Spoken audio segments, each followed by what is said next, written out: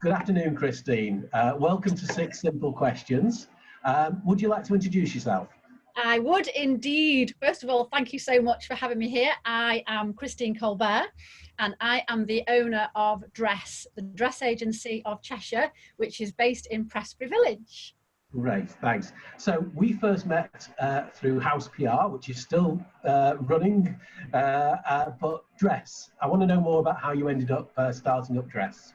Yeah, well, you're absolutely right. It's House Creative, actually. No, that's fine. Which is I am a marketeer, and I'm 30 years through and through creative and brand marketing. That's what I do for a living, and that's what I still do as well. But I started Dress as a lifestyle business 18 months ago for two reasons. One, I thought there's got to be an exit at some point from running a corporate marketing agency. So what does that look like? And actually, the sudden death of my mum just made me look at things a little bit differently. And I thought, whatever I do in my later part of life, I want to really, really enjoy it. So I love fashion and I love brands and I love savvy shopping. I'm not your classic bargain hunter, which is why Dress is a very different model.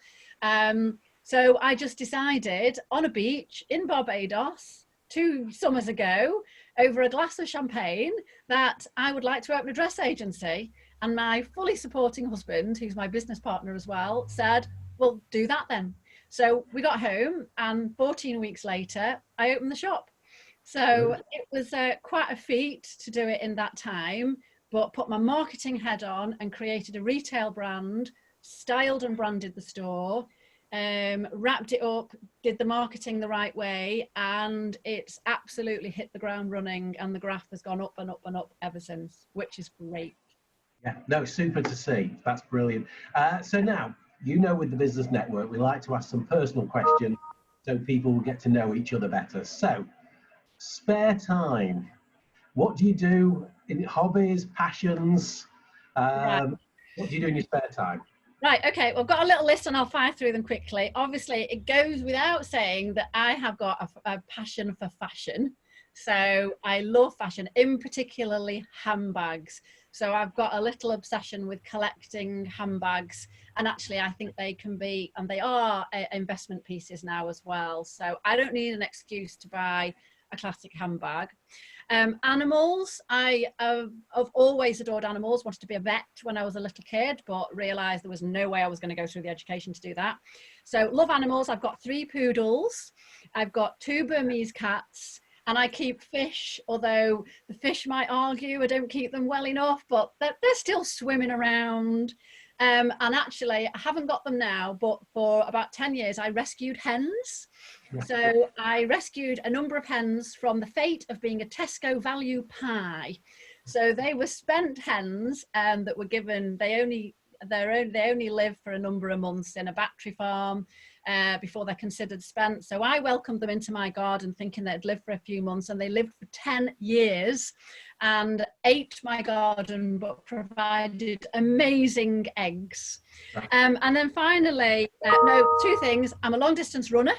So I have my marathon days are over, but I still do long distance running every single week with one of my poodles. And then finally, 2 years ago, I actually started to learn to dance. So I've done ballroom and Latin, and I've won or I've achieved 3 medals so far. So that's what I do in my spare time. 1 or 2 I knew about, that I didn't know about the hens or the I was hoping you were going to mention Manchester City, because I haven't interviewed a City fan yet. So I'm a City widow. I'm a City widow, and was forced to watch Aguero's goal that got them to the top and championship or whatever it was, that my son watches over and over again, even though he's nearly 19. It still is absolute classic moment. Any City fan will know the goal I'm talking about. So yeah, I've become a City fan. Really. I have to cut that bit because Wynn's obviously a United fan. So right. Well, we'll just leave it there. Right. So we're not bothered about podcasts. You're going to tell me your top 3 films, I believe. Yeah, because I don't really listen to podcasts, and I wish I did, but I just, with everything else I've got going on, I haven't got time. So I'm very predictable. So think back to some of the things that I really love. in my hobbies, and it doesn't take Brain of Britain to work out my favourite film is Devil Wears Prada. So I've watched that probably 680,000 times. My other one I've got written down here is Mamma Mia. Sorry, both Mamma Mias. I adore them. And then in my top three as well is A Good Year. So we've got fashion, Grease and wine. So I don't know what that tells you about me, but I can watch those three films all day, every day. See, I thought you were going to say Chicken Run. So. Yeah, I can relate to Chicken Run, most definitely. Right. So go on, book while we all should be reading more. So what's a book you'd recommend? Yeah, well, I'm going to talk about the book that I've just finished, and it'll only take me a minute. It's by Annie Grace, and I really recommend it because actually it's called This Naked Mind, How to Control Alcohol. So I'm not an alcoholic, but I probably considered myself enjoying a drink far too often. Cracking open a bottle of wine when I was getting home from work, and I just thought this cannot be good for my liver long term. And I'd been, even though I'm a long distance runner, I eat really healthily, all of those things, was consuming far too much alcohol, and nothing seemed to sort of be able to sway me from that. So I read Annie Grace's book. I can honestly say my relationship with alcohol is very, very different now, because I see it differently. You've got to read the book. I can't tell you, and there's no point going straight to the back page either. You've got to read the book and go on that journey. So that's the book that I really enjoyed reading, and I would recommend it if you're in the same place as I am. Well, fair enough, but I gave up 2 years ago. So no. Yes, I still drink non-alcoholic beers and things like that, but Yeah. but I haven't had a proper drink since March 2 years ago now. Yeah. Well, I think what's interesting about this book is, yes, it's helping you completely abstain, but you don't have to if you don't want to. This whole lockdown, I've got to say, I've fallen off the wagon a little bit of late, just opening a bottle, you know, because especially with the nice weather sitting outside. So, but I feel like with what I've learned from the book, I can get myself back on track. So there you go. That's where I am with that. And the final question is words of wisdom. I'm going to throw something in because I interviewed Chris Brinley yesterday, and he mentioned you and Di Jones, our photographer, and he thought it was brilliant the way you've actually adapted the business, you know, to our circumstances at the moment. So what words of wisdom would you have out there for people? Yeah, I've got a few really, and some of them kind of relate not just to dress, but to my corporate business as well. And that is what I've learned as a business owner is that, first of all, not everyone with a budget is an ideal client. And I think you spend so much time at work that, you know, choosing who your clients are, because they really impact on your life and your mental health and your emotional health. So I think choosing your clients and aligning yourself with the sort of people that you want to work with is really important. And I've done the same with dress as well. I find myself dealing with members of the public. The business model with dress is that people join my community to sell their clothes with me. I've delisted a number of clients because they're very dictatorial. They want to do things on their own terms. I don't need it. I really don't need it. So, you know, I've decided I will choose who I want to partner with in my life and in my business. And my time, I've learned that my time is really valuable and it's really precious to me and to other people. So, you know, it's not to say that people have got to pay to see me or anything like that. There's nothing around that.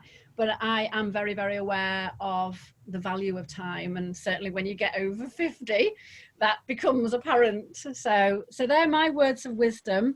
And just going back to people as well, sorry, then I didn't finish then. Just negative people. I did a thing at the beginning of this year, not that I had a lot of negative people around me, but I unfollowed so many things on social media. I cut it all out, and it changed my life. And there's a lot of news and things that I was just consuming by default that I no longer do. And I think that it's the same for your business. I've unfollowed things, I've stopped subscribing to things, which, you know, can feel a bit odd, but it was just taking too much of my valuable time. But I will end as well on a word of wisdom from someone that I really admire, who is Coco Chanel. And she said, and I've written it down here, I should remember it really. She said, dress shabbily and they remember the dress, dress impeccably and they remember the woman. So that's my other little quote. Okay, Well, well, I try to do my best. So, You do very well. I'm loving the hats, by the way. thank you. Yeah, really enjoying that. Did you like the top hat? I did particularly. I think you're going to have to start wearing those to the network, if I'm really honest. Right, well, the top hat story, I know we're digressing and people will be going, what are they going on about, is that I was actually doing some work for the MD of Christine Colbert at the time when we got married. And he says, I can get you a hat. So that is my own hot top hat that I wore for our wedding nearly 26 years ago. Oh, well, that's fun. And you know what? This is what I love about my business dress, because I sell other people's items, from their clothes to their shoes, to their handbags, to their accessories, to their jewelry. The stories that I get behind an item, because I'm not just selling any old item. The people, as you know, these are high value, so people don't just chuck them into a charity shop. I normally get a story behind every item that comes into the shop, what they wore it for, what it meant to them. Some of them are finding it hard to part with, but no, they've got no room for it. So a story behind an item of clothing is really lovely. So keep on with the hats. Great. I will do. I'm slowly running out, so quickly running out at the moment. Anyway, thank you so much, Christine, for this. Okay. Thank you. Okay, bye. Bye-bye.